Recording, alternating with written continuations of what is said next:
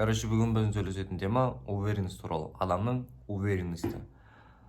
Вообще уверенность деген не?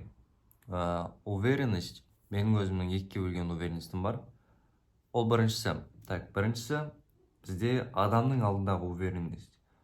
Обществоның, социумның алдындағы уверенность, сен адамның алдында өзіңді көрсетуің, бейімделуің, проявление человека перед обществом. Ол жарайды. Көбісіне танымал осы. Адамдардың алдында уверенный болғым келеді, қалай істесем болады деген сұрақ. Жан-жақта осы сұрақ. Енді екінші уверенность қандай уверенность? Екінші уверенность ол әр адамның өзінің жақсы көрген ісі, жақсы көрген жұмысы, соны істей алатын ниеті, адамның энергиясы, ол уверенностьқа саналады тоже.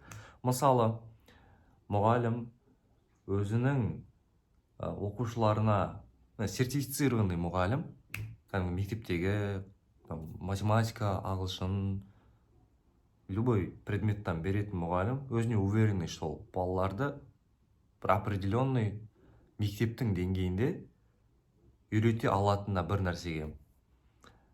Кез келген адамға бұл өмірге келген кезде Алла Тағала оның жүрегіне бір жұмысты салып қояды. Міне осы сенің істейтін жұмысың, осы жұмысты сен жақсы көру керексің. Орысша айтқанда сенің предназначениең осы болу керек, осы болады деп сенің жүрегіне салып қояды. Оны байқайтын адамдар болады, оны байқамайтын адамдар болады. Оны байқап істемейтін адамдар болады, оны байқамай істеп жүрген адамдар болады. Сол нәрсені егерде сен өзіңнің бойыңнан байқасаң, оны ары қарай жалғастыру керек. Сенің жүрегің қалап тұрған нәрсе. Обществода айтылып жатады ғой. Если сен өзің жақсы көретін, өзіңе қызық жұмысты істесең, ол саған кайф әкеледі. Ал қазір біздің көріп жатқан обществодағы көріп жатқан жағдай, адамдар не то мамандық таңдайды, өзінің ойынсыз біреу таңдап берді, осыған бар, осы болашақта осы мамандық өлмейді деп. Оказывается, ол оған ұнамайтын мамандық болып шығады. 90% қазіргі адам, только Қазақстанда ғана емес, бүкіл әлемде. Сондай, бірақ та басқа елдерде кішкене структурына қарайтын шығар, бірақ Қазақстанда осындай өте көп адам өзінің мамандығынсыз біреудің сөзіне еріп, осы мамандық жақсы, осының болашағы бар, өлмейтін мамандық деп соған жібереді. Но, оказывается, ол ұнамайтын болып шығады да, сосын облом болады. Саған өзіңе ұнайтын мамандық, сен жақсы көретін іс, жақсы көретін жұмыс, саған өзіңе қызық жұмыс, мамандық, ол сенің жүрегіңде как цепь, найза ретінде қадалып қалған, оны никак сен аламайсың. Ол чисто встроенный нәрсе саған. Былайша айтқан кезде, сенің жүрегіңде бір нәрсе қадалып тұр. Никак алынбайтын қатты нәрсе, оны никак ештеңемен сындыра да алмайсың, никак ала да алмайсың. Алла Тағала соны саған қадады, болды. Ол сенің до конца жизни сонымен кетесің, болды. Ол не? Ол сенің жақсы көретін жұмысың, сенің предназначениең сол.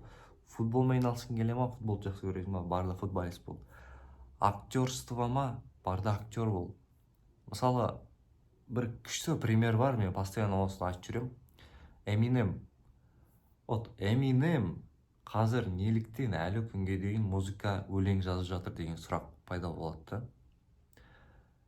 И осыған жауап, ол просто өзінің ісін жақсы көреді. Мысалы, ойлап қараңдаршы, адам қазір неге, былайша айтқанда, неге талпынады? Ақшаға, слава, популярность, адамдардың алдындағы актуальность, ал Эминемде оның бәрі бар да, ақша да бар, өзін бір әнші ретінде тұлға санай алатын адамдардың алдында дәрежесі бар, популярный, бәрі бар да, не үшін ол әлі күнге дейін өлең жазып отыр?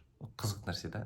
Өйткені ол өзінің жұмысын жақсы көреді. Когда адамдар әңгімелесіп жатады ғой, ночной душевный разговор көп болады, бір беседаларда, бір үйде жиналасың, кафе, ресторан, бір жерде жиналасың, көбінесе үйде жиналасың да, түн батады, ешкім ұйықтамайды, көрпені аласың, жатасың, әңгіме кетеді, әңгіме дүккен, сағат таңғы 5-ке дейін отырасың, әңгімелесіп. Қараңдар, сағат 12-де мүмкін сендер отырдыңдар әңгіме айтуға. Көзді ашып жұмасың, сағат таңғы 5 болып кетіпті, оказывается. Ананы сен байқамадың. Неліктен? Өйткені ана әңгіме саған қызық болды да. Этот разговор для тебя был так сильно интересным, что ты забыл про время. Ол біріншіден қызықты өтті, екіншіден сен кайф алдың, конкретный кайф алдың. Енді бұл жерден не шығады? Бұл айтылған әңгімеден не шығады? Бұл айтылған әңгімеде егер де адамға бір нәрсе қызық болса, егер де сол нәрсе кайфпен өтсе ол үшін, ол до того сен ештеңені ойламай кетесің осы нәрсемен айналысу үшін. Болды. Значит, осы нәрсе бар жерде сен любой жерді тесіп шығасың. Осы нәрсе екеуі біріккен жұмыс, от сенің предназначениең, осы жүрегің айтып тұрған нәрсе, от осы нәрсемен айналысу керек. Кім не айтса да, сен егер осознанно қабылдасаң, мен осы жұмысты ары қарай алып кетемін, мен осы жұмысты жақсы көремін десең, болды. Осы нәрсені не болса да, болмаса да алып кету керек. Соңында сен по-любому жемісін көресің. Вот осы нәрсе сенің уверенный болуыңа тікелей әсер ететін нәрсе. Осы нәрсені, осы жұмысты сен конкретно планка көтеріп тастасаң, адамдар оны байқайды. Мына жігіт профессионал, мына қыз тоже профессионал, өзінің маманы, сенің жаныңда адамдар пайда бола бастайды.